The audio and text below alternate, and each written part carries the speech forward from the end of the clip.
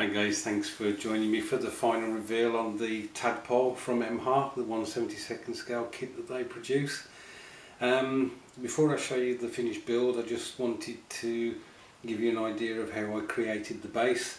So I'd got a shitty bit of polystyrene that was lying around. As you can see, it's all banged up and dinked, and I just cut a section from this. Unfortunately, I'm not very good at cutting things straight, and so it's got a bit of a slope to the edges, but never mind, it was almost like throw something together. What I did was I picked out some of the polystyrene to represent craters within the surface, and once that was done, just using some normal PVA glue and some of this orchid dust that kindly Greg gave to me a while back, I sprinkled that liberally all over the base, and then did it a second time because when I took the first lot off, there was still some of the white of the polystyrene showing through because I hadn't painted it first. What happened then was the craters that I'd produced, they'd been filled in a bit by the orchid dust, so I had to remove some of the stuff from it, but at the same time I wanted to produce a lip around the top of the craters, so it looked as if the soil had been and dirt had been pushed out. I didn't want a uniform flat surface, which obviously wouldn't have looked very realistic, so I made up a paste, if you like, of PVA glue and the orchid dust, and then I went round the top of the craters to give that raised area to the perimeter of them.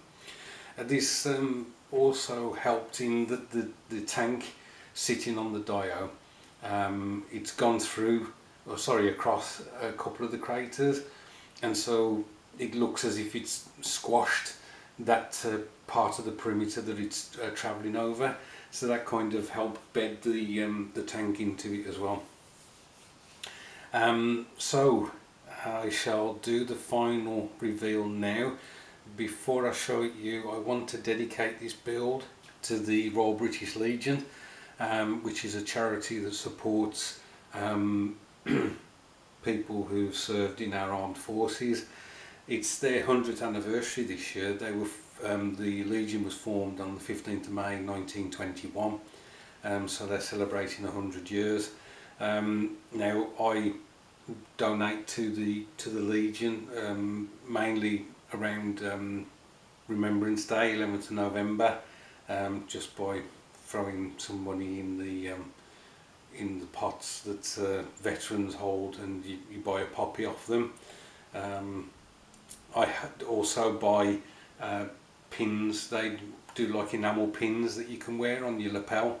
That has really grown with the Royal British Legion. It used to be that you'd have a pin of like the poppy, so it was an enamel poppy, but now you can get a variety of pins from them. In fact, what they do is they have the enamel poppy, and you now can have like a regimental badge, which is on the design. I bought several of them last year, and I've just been on the website today to have a look, and they've produced some more. One of them being Westminster Police, which I think I'd want to get that as well, obviously because that's the police force that serves my area. So let me get the final build for you. So here it is, guys. This is the completed build and diorama. As you can see, I've stuck the figures on there as well that I painted up. I didn't, once I'd done the wash on the figures, I looked at them and thought that they looked pretty good as they were, so I didn't do too much highlighting. As you recall, what I usually do is go back in with the base colours to get the raised areas. The tank basically has had some of the orchid dust scattered onto its tracks, I just put a bit of PVA glue in some areas and then sprinkled the finer dust over the tracks of the vehicle, and I gave the impression that some of the dirt has collected on the top of the casings for the guns. And as I mentioned previously, you can see where I've created this lip on the craters to give an idea of bombardment. Now some might say that even this looks a bit tidy for a World War I battlefield. It does, I have to confess. With regards to the craters, obviously what was learnt was you didn't want to do a heavy bombardment of the German defences in this instance, because then you created a ground that the tanks couldn't operate over. So basically the British learnt to not bombard the positions so heavily, and then the tanks could get across no man's land and so on. The other thing is, of course, that they learnt is that if you do a heavy bombardment, then you're letting the enemy know that there's going to be an attack coming in. So they didn't do that either later on in the war, I believe. The other advance in military tactics for the British was that we allowed our troops to run across no man's land rather than bloody walking.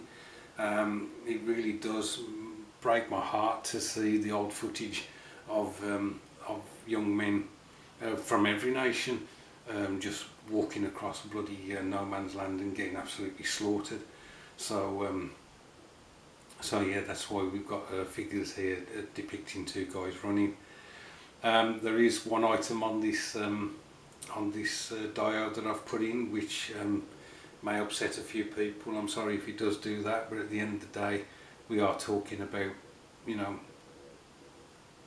war and all the nastiness that's involved with that. And I've got to be honest, I see the First World War as almost like it could have been prevented. I think Blackadder quoted, it was just too difficult not to have a war.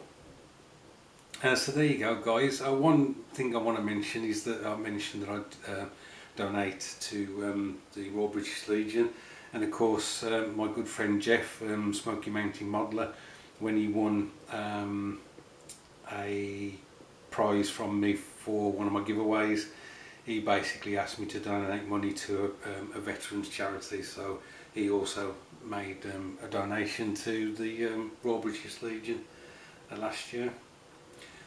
So that's the end of this build. I'm obviously looking to carry on with the armoured car that I said that I would do, and there's one or two other builds. I'm not building anything in particular for any particular reason. I'm just grabbing stuff that I enjoy. Well, I hope I will enjoy making up, so that's the reason anyway. I hope your weekend's going well. Thanks ever so much for watching. Thank you for your support in this build and the process that I've been going through on this, and I'll catch up with you soon.